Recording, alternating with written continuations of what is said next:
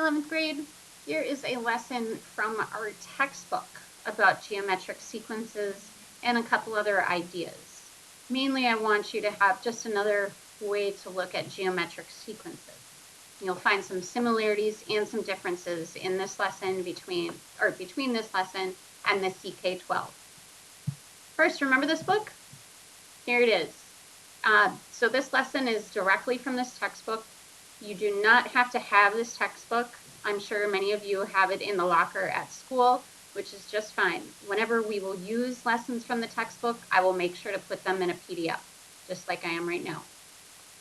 Okay, some jokes for the day.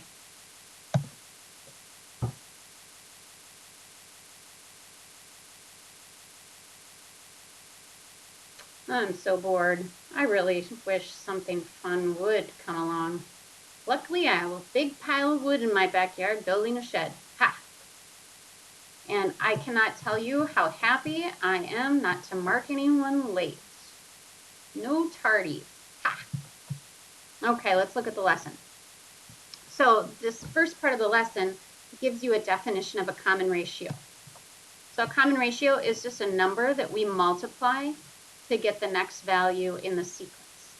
This is very similar to an exponential growth or exponential decay.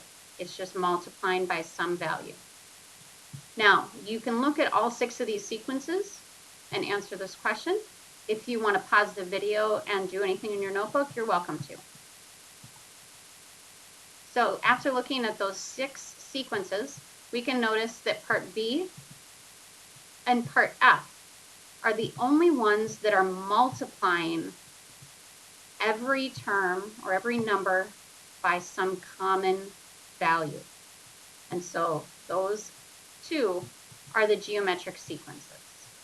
The arithmetic sequences are the ones that add or subtract. So A and D are arithmetic. Next, can we always write a geometric sequence in terms of its first term and common ratio? Yes. And that's what will be the model. So if you look here, we're taking each term by its previous term and dividing. So the third divided by the second, the fourth divided by the third, and yes, the fifth divided by the fourth, and it would continue on and on and on. They're all being divided. Now, how do we get to this formula? How can we generalize a geometric sequence? Well, let's start with, what if we had one term? Then we just have that first term, and that's the only term in the sequence. But if we have 2 terms in the sequence, then we have the first term, and then we have to multiply by some number to get the second term. So the second term always is built upon the first. And then the third term, notice that we take the second term and multiply by that same number. So we're taking its previous term and multiplying by a number. Well, the second term we already know is based on the first term. So we take the first term times the times r, not a radius, and then times another r. So there's 2 multiplications in between the first term and the third term. And then similarly, how many multiplications between the fourth term and the first term? 3. How many multiplications between the fifth term and the first term? 4. How many multiplications between the sixth term and the first term? 5. Okay, now here's a big jump. How many multiplications between the nth term and the first term? And the answer is 1 less than however many terms that you have, because you already have the first term. So this is our general formula. Now this is presented very similar in the CK12 lesson, but instead of U's, it uses A's. So in this case, a U is the same as an A. They just represent the terms. So in sequence notation, you'll often see a U or an A as the terms. And this just reminds us that here's the nth term, here's the first term. And since we have the first term, this is not the 0 term. Notice the 1, this is the first term. That first term, we build on that first term. So we always use 1 less than the number of terms. Okay, there are also a couple questions that I skipped over, a factual and a conceptual. Feel free to read those on your own. Let's get into an example. So here are 3 parts to this first example. Feel free to pause the video if you want to try to work them out on your own. We have 3 different sequences. We need to write down the first term, find the common ratio, and find the 10th term. So we have the first term. We can see that in all of them. Here's the first term, 2, and then -3 and 16, all the first values of the sequence. Then, to find that common ratio, we just divide. 6 divided by 2, 18 divided by 6, and so on. Those are, so the R value is 3 here. For here, it's multiplied by -2. Notice one is negative and then positive, negative and then positive. And then here, we're dividing, we're going down, so that means we're multiplying by 1/2. Now in part 2, Caroline is starting a new job. She earns 48,000 pounds in her first year, and her salary increases by 5% each year. Show that Caroline's annual salary follows a geometric sequence and find the common ratio. And then, how much will she earn her 5th year of work? Well, first year is 48,000. And how much calculation is there between the 1st and the 5th year? And that's the question that we need to answer. And if you said 4, that is correct. There's 4 multiplications between the first year and the 5th year. Then to get the multiplier, we have to add 5% to what she earned the previous year. 48,000 is 100% of what she earned in her first year. So we have to add another 5%. So the multiplier becomes 1.05. Now number 3 is very similar to problems we've done in CK12, so I'd encourage you to look at that solution, and if you need more guidance, go back to the CK12 lesson and work through if you have, say, the 3rd term and the 5th term, or just 2 random terms in the sequence. It's the same process. So here's the solution to 1 and 2. Here the first term, the common ratio, and the 10th term. Same for part B and C. Then here we are with the first term. That's her first year of salary for Caroline. Here's our multiplier that we came up with, that 1.05 common ratio. And then to get 5 years of her salary, that uses the first year. So that means we just need 4 more years to multiply to calculate her salary. So we take 1.05 to the 4th power, then multiply by 48,000, and so in her 5th year, she will make $58,344.30. Okay, here's another question. In this example, a farmer buys machinery and it's depreciating. So when things are depreciating, remember, that means it is going down. So this $25,000 value will decrease every year, and it decreases by 8%.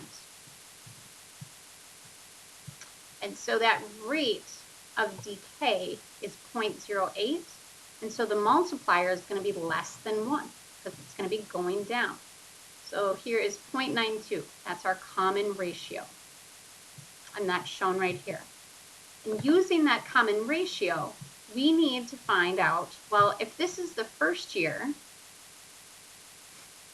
actually, I'm sorry, this is year 0.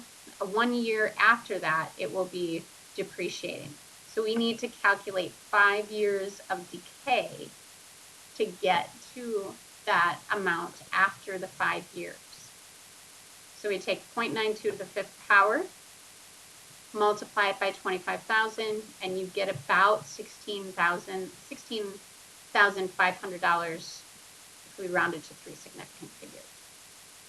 Now this part B, I want to show you in the calculator. It says half of the original value is 12,500, but how do we use our solver? What do they mean solver?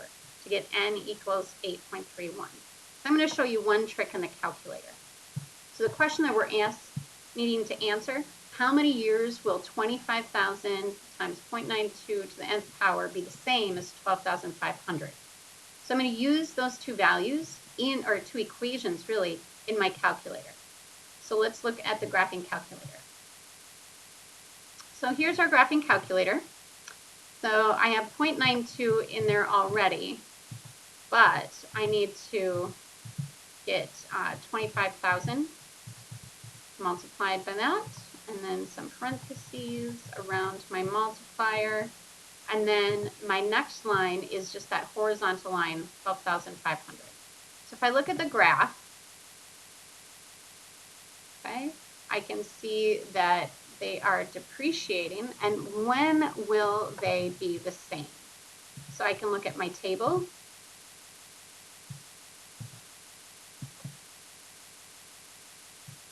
And see somewhere, I'm going to zoom in here for you to be able to see this.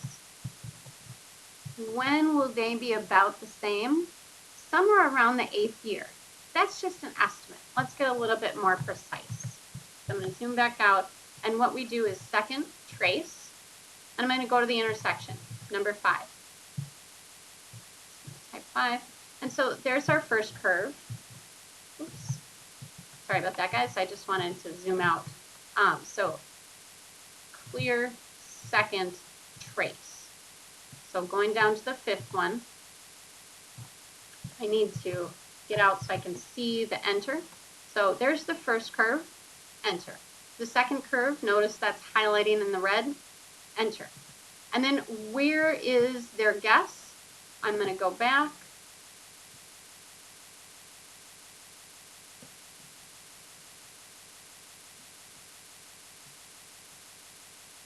Somewhere around 8. I'm going to say right there. Notice that that curve and that line are about in the same spot. I'm going to hit a guess. And notice they give a value for us. So at about 8.31. 8.31.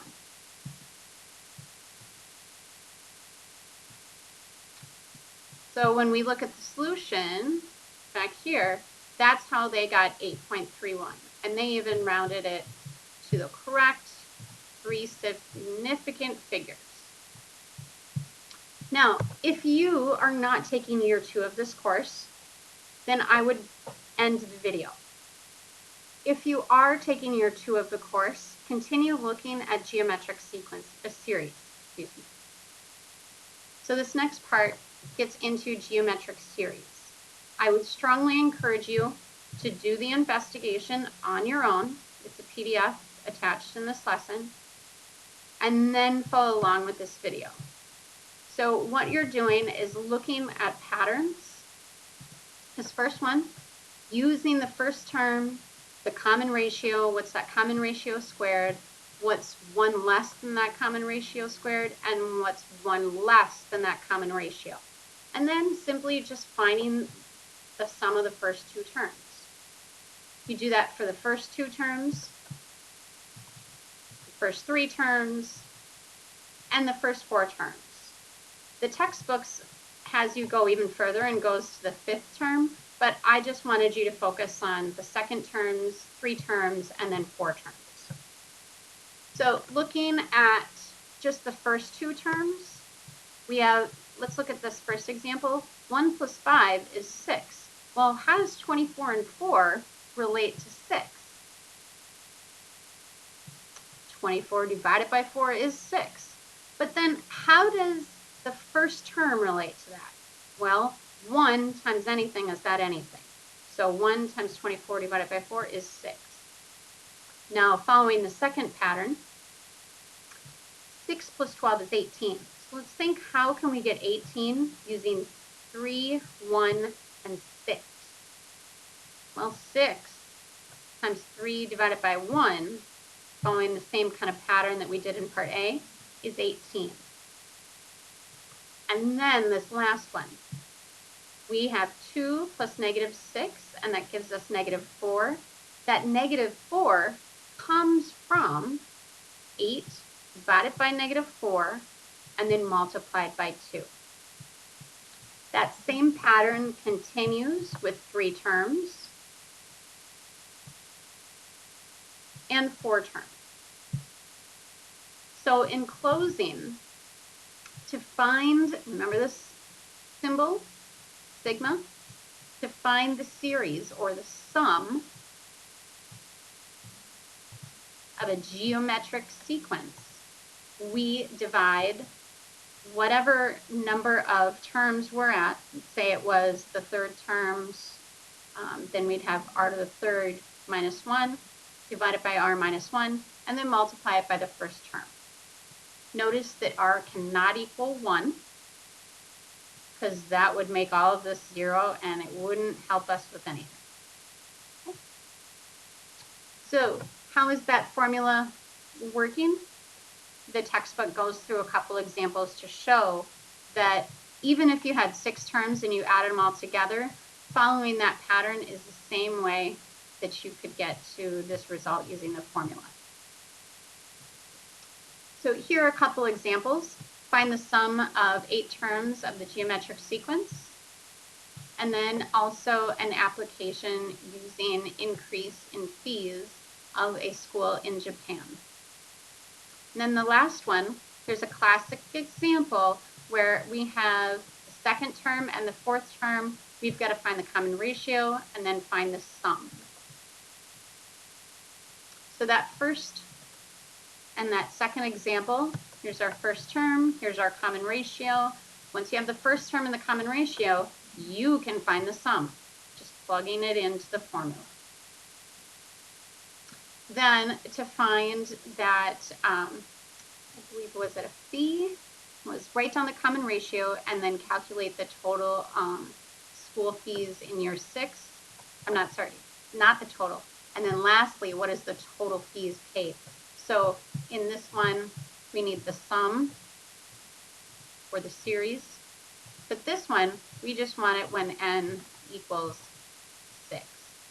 This one finds the sum of all 6 years, but this one we want the salary or the fee for exactly the 6th year.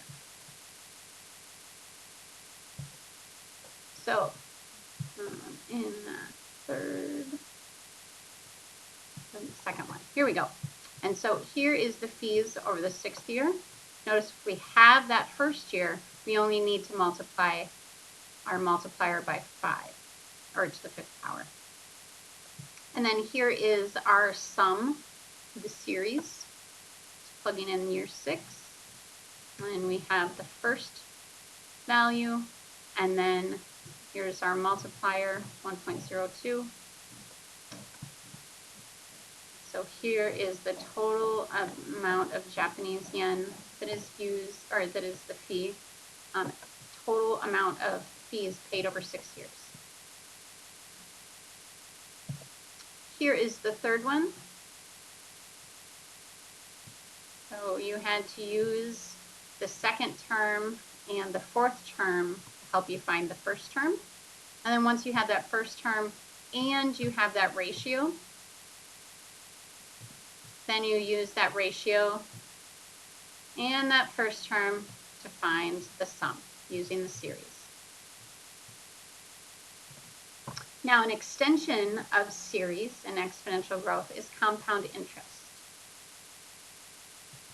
Compound interest is very similar to exponential growth. It is exponential growth, and the equation is very similar. Notice r divided by 100 is the same as just r. It might be represented as a decimal here. Here they're just putting that percentage over 100 as a fraction. Either way, the future value is your y value. The present value is what you're starting with. And the number of years is the same as x here. So these two models represent the same thing. Now let's look at an example. Here we have an investment by two different people. Peter invests $2,000 at a simple interest. Paul invests $2,000 and using interest compounded annually. So we have to calculate how much money is in the bank after 10 years for each investment. And we have to determine how many years will they each have at least 5,000 in their accounts. And so the solution, here we have Peter, simple interest, and here we have Paul with the compound interest. And then again, Peter, and then Paul. So it will take Paul 32 years to have 5,000 in the bank, but Peter, it will take about 50 years, or exactly 50 years before he has 5,000 in the bank. Another example of compound interest, say it's not annually that you get interest. Maybe you get it every half year. So there's 2 times that you're calculating interest. Or maybe you get it quarterly. So there's 4 times in a year that you are gaining interest. Or maybe monthly, woohoo, calculating 12 calculating interest 12 times in a year. And you can imagine, say it was daily. How much would that be? Yes, 365. So we still need to think about how many years the investment is involved. But this K tells us how many times are we applying this rate of growth in that 1 year. And so if it's yearly, this K is 1, and then we'd still have R over 100. But if it's half a year, twice in a year, this is 2. If it's quarterly, it's 4 times in a year, and this K is 4. And if that K is in 2 different spots, it affects the exponent and it affects the rate, because your rate is now divided amongst those 4, say if it was quarterly, 4 different points in the year, because the rate of growth, that rate of growth is exactly applied to a year. But if we have that interest over 4 times in a year, we have to divide that interest by 4. Okay, let's look at an example. So here we have Rafael invests some Brazilian real, 5,000, into a bank, offering 2.5% interest compounded annually. So that annually just tells us that K is 1. But we have it over 5 years. So notice that N is 5. Then our percent interest is 2.5, so 2.5 over 100. And then we multiply that value by 5,000. Now in part B, calculate the amount of money that he has in the bank after 3 more years if he withdraws all his money and puts it in the bank that offers now interest compounded monthly. So how many times in a year does he get interest? 12. So notice that 12 right here.